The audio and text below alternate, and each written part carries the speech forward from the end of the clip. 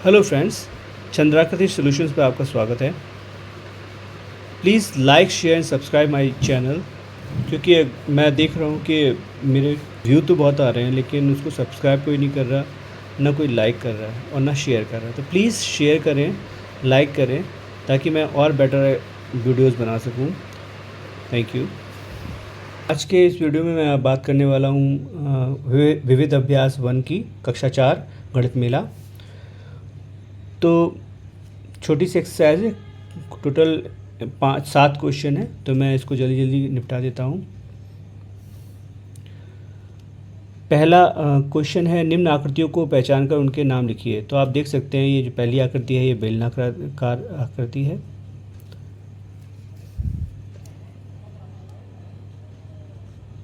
बेलनाकार।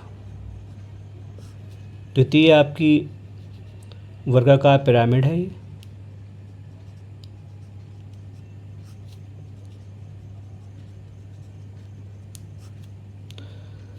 ये आपका त्रिभुजाकार प्रिज्म है।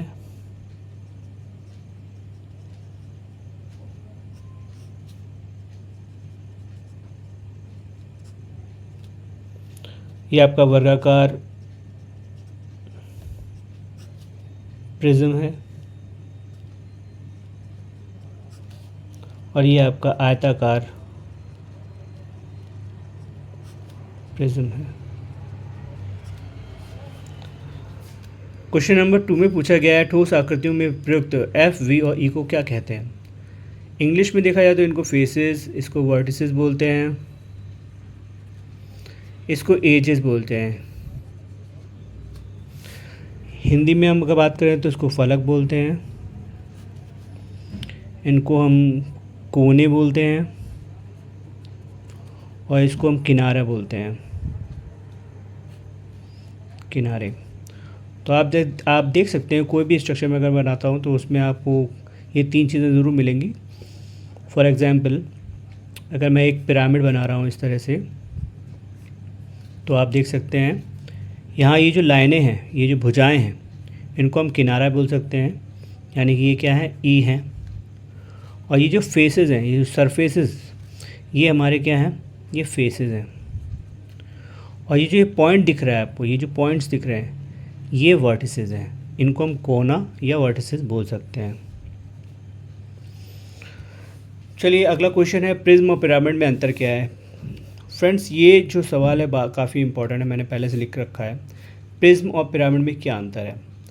प्रिज्म के 2 समान आधार होते हैं एवं इनके किनारे समांतर होते हैं, जबकि पिरामिड में एक आधार होता है एवं किनारे एक ही बिंदु पर मिले होते हैं। इस तथ्य को मैं एक पिक्चर के फॉर्म में दिखाना चाहूँगा आपको। सपोज दैट ये एक त्रिभुज है, मैं इसको एक बेस मान लेता हूँ, और इसी तरह से एक और भी त्रिभुज है ये। तो अगर हम इसके किनारे मिला दें तो ये एक स्ट्रक्चर बन जाता है जिसको हम कहेंगे त्रिभुजाकार प्रिज्म। लेकिन एक और त्रिभुज में लेता हूँ इस तरह से, और इसके किनारे में एक ही वर्टिस पर या एक ही कोने पर जाकर के सब मिला देता हूँ, तो ये क्या बन जाता है, ये हमारा पिरामिड बन जाता है। तो इस बात पूरी तरह से क्लियर है कि प्रिज्म के 2 समान आधार होते हैं, एक ये हो गया, एक ये हो गया, एक दोनों आधार समान हैं, इनके किनारे समांतर होते हैं, और ये किनारे जो आप देख रहे हैं ये किनारे समांतर हैं। जबकि पिरामिड में एक आधार होता है, देखिए एक ही आधार है, और एक एवं किनारे एक ही बिंदु पर मिलते हैं। तो सारे किनारे कहाँ, यहाँ पे मिल रहे हैं, या फिर सारे किनारे यहाँ मिल रहे हैं। तो इस तरह से आप समझ सकते हैं प्रिज्म और पिरामिड में क्या अंतर होता है। क्वेश्चन नंबर 4 की मैं बात करूं अगर, तो क्वेश्चन नंबर 4 में लिखा हुआ है कि न्यून कोण, समकोण, अधिक कोण बनाइए। तो मैंने यहाँ पर पहले से ही कुछ कोण बना रखे हैं। ये एक न्यून कोण है क्योंकि यहाँ पर जो कोण दिख रहा है वो 90 डिग्री से कम है। जब कोई कोण 90 डिग्री से कम होता है तो उसे हम न्यून कोण बोलते हैं, जबकि 90 डिग्री के कोण को हम समकोण बोलते हैं। इसी के साथ 90 डिग्री से अधिक अगर कोई कोण है तो उसे हम अधिक कोण बोलते हैं।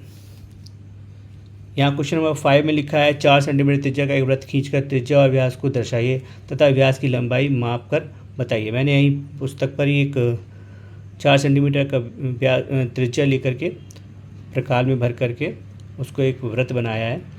तो आप देखेंगे यहाँ पर जब 4 सेंटीमीटर की त्रिज्या यहाँ से यहाँ तक हो रही है तो जस्ट डबल इसका हो जाएगा, तो ये व्यास कहलाएगा हमारा, यहाँ से लेके यहाँ तक ये व्यास है। तो जब ये व्यास जो है हमारा ये 8 सेंटीमीटर का हो जाएगा, क्योंकि त्रिज्या हमारी 4 सेंटीमीटर की है। अगर हम फॉर्मूले के फॉर्म में देखें तो व्यास इज इक्वल टू त्रिज्या इंटू 2, यानी त्रिज्या का जस्ट डबल होता है व्यास। अब हम क्वेश्चन नंबर 6 की बात करें, द्विआयामी आकृति बनाइए जिसमें, तो देखिए एक समकोण है। अभी अगर मैं आकृति बनाना चाहूँ तो इसको मैं एक त्रिभुज के फॉर्म में बना सकता हूँ। तो आप देख सकते हैं इसमें एक कोण है जो कि समकोण है। इस स्ट्रक्चर को अगर हम देखें तो एक वर्गाकार में बना देता हूँ। तो यहाँ पर देखिए आप 2 समकोण हैं, जबकि यहाँ पर 3 समकोण हैं। अगर मैं दिखाना चाहूँ तो ये स्ट्रक्चर पूरा कंप्लीट तो नहीं है, लेकिन मैं इसको अगर मैं दिखा दूँ तो इस तरह से 3 समकोण हैं और यहाँ 4 समकोण हैं। तो देखिए आप चारों कोने पर समकोण दिख रहा है। न्यून कोण व अधिक कोण किसे कहते हैं? तो न्यून कोण और अधिक कोण किसे कहते हैं? जिन कोणों का मान 90 डिग्री से कम होता है उन्हें हम न्यून कोण कहते हैं, जबकि जिन कोणों का मान 90 डिग्री से अधिक होता है उन्हें अधिक कोण कहते हैं। मैंने ये बात यहाँ इस क्वेश्चन नंबर 4 में भी बताई थी। तो ये एक्सरसाइज काफ़ी छोटी सी थी और काफ़ी कुछ हम सीख चुके हैं। इससे पहले की एक्सरसाइज भी मैंने कराई है, जो कि अभ्यास 1.1 से लेकर के 1.10 तक मैंने कराए हैं। तो उस वीडियो को भी आप प्लीज़ देखिएगा, लाइक कीजिएगा।